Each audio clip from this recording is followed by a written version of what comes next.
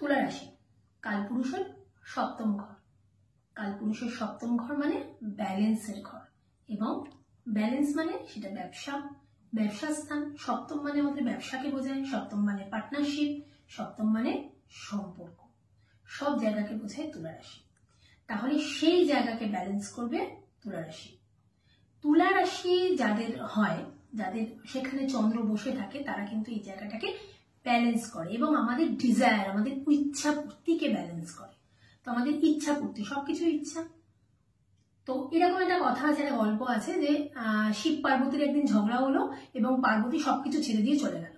পার্বতী ছেড়ে দিয়ে বলল যে আমি সবকিছু ছেড়ে দিয়ে চলে যাচ্ছি, আমি আর এখানে থাকবো না। এবং শিব তখন সন্ন্যাস হয়ে গেল। শিব তখন চারিদিকে ছাই মেখে ঘুরতে শুরু করে দিল, এবং পার্বতী যখন দেখলো যে শিব যখন দেখলো যে পার্বতীকে ছাড়া কিচ্ছু নেই, পার্বতীকে ছাড়া কিচ্ছু হবে না, সমস্ত কাম শেষ হয়ে যাচ্ছে, কিচ্ছু আর কোনোভাবে কোনো সৃষ্টি হচ্ছে না, তখন পার্বতীকে সে আবার ফিরিয়ে আনলো।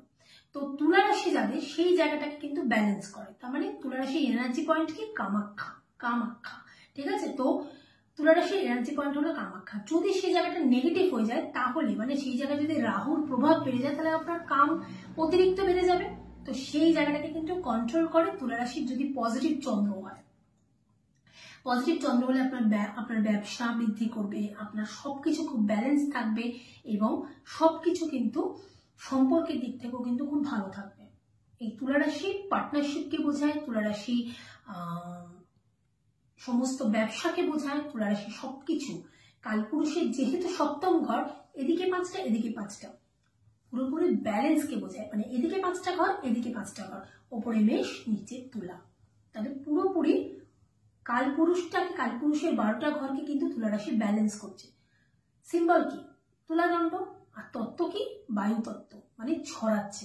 কাজে যারা তুলা রাশি, তারা যদি মিডিয়া সেক্টরে কোনো কাজ করে, তারা যদি ফিল্ম সেক্টরে কোনো কাজ করে, তারা যদি বিভিন্ন রকম সোশ্যাল মিডিয়ায় কোনো কাজ করে, তারা কিন্তু অনেক উপরে ওঠে। কারণ বায়ু তত্ত্ব, বায়ু মানেই তো ছড়াচ্ছে। ঠিক আছে, তো তুলা রাশির ক্ষেত্রে কিন্তু তাদের এনার্জি পয়েন্ট কি? কামাখ্যা।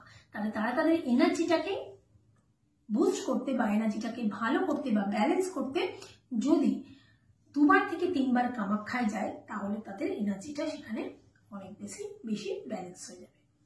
তো তুলা রাশি যাদের, তাদেরকে কিন্তু কামাখ্যাতে 2বার 3বার যেতেই হবে।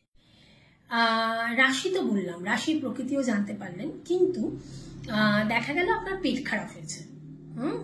তার মানে এই রাশির যে পয়েন্ট আমি বলে দিলাম, যে এনার্জি পয়েন্ট এখানে, আপনি এখানে গিয়ে পুজো দিলে বা বারে বারে যদি আপনি এনার্জি পয়েন্টে যান, তাহলে গিয়ে আপনি অনেকটা ভালো থাকতে পারবেন। কিন্তু দেখা গেল আপনার পেট খারাপ হয়েছে। পেট খারাপের কারণটা জানতে হবে আপনাকে। পেট খারাপের কোনো ওষুধ দেওয়া হলো, বা আপনার জ্বর হয়েছে, আপনাকে জ্বরের কোনো ওষুধ দেওয়া গেল, কিন্তু জ্বরটা আপনার বারে বারে আসছে। কোনোভাবেই জ্বরের কোনো ওষুধ খেয়ে বা পেট খারাপের কোনো ওষুধ খেয়ে আপনার সেটা কমছে না, আবার সেটা ফিরে আসছে। তাহলে সেক্ষেত্রে কিন্তু আপনার হরোস্কোপ দেখার প্রয়োজন আছে, যে আপনার জ্বরটা বা পেট খারাপটা কেন, কিসের জন্য হচ্ছে। তখন অটোমেটিক্যালি ব্লাড টেস্টটা করা দরকার। তো সেক্ষেত্রে কিন্তু নিজস্ব হরোস্কোপ বা নিজস্ব বাস্তুটা বা নিউমোলজিক্যালি আপনার ডেট অফ বার্থের একটা ক্যালকুলেশন কিন্তু লাগে। কিন্তু ইনিশিয়ালি এই রাশির ক্ষেত্রে কিন্তু এরকম তার ব্যবহার এবং এরকম তার মানসিক জায়গাটা হয়, এবং এটাই তার এনার্জি পয়েন্ট হয়। এই জায়গায় যদি সে বারে বারে যায় বা বারে বারে গিয়ে সে পুজো দেয়, তাহলে অটোমেটিক্যালি তার চন্দ্র অনেকটা ব্যালেন্স হয়। এবং চন্দ্রই কিন্তু আমাদের হরোস্কোপে গ্রহ নক্ষত্ররা যেখানে যা পজিশনেই থাকুক না কেন, আমাদের রাশি কিন্তু অনেকটা আমাদের জীবনটাকে কন্ট্রোল করে। অনেকটা, মোটামুটি 70 ভাগ কন্ট্রোল করে চন্দ্র। কেন? আমরা মন থেকে সবকিছু ভাবি, এবং আমাদের মনে এলেই সেটাই আমাদের ব্রেনে যায়, তাই না? তো আমরা আগে মনে চিন্তা করি, তারপর ব্রেনে সেটাকে পাঠাই, তারপরে সেই কাজটা আমরা করি। ঠিক আছে, এবার বলবেন অনেকে হয়তো ব্রেন থেকে করে, কিন্তু না, এটা সবাই মন থেকেই ভাবি। আমরা মন থেকে ভাবি আমি ওটা খাবো, তবেই আমি ওটা খাই। আমি ব্রেন থেকে ভাবি না আমি ওটা খাবো, আমার মন থেকে তারপর ওটা ব্রেনে যায়। তো রাশির ব্যালেন্স কিন্তু করতে হবে। যখন দেখলেন করেও হলো না, তখন আপনাকে কোনো অ্যাস্ট্রোলজারের কাছে অবশ্যই যেতে হবে।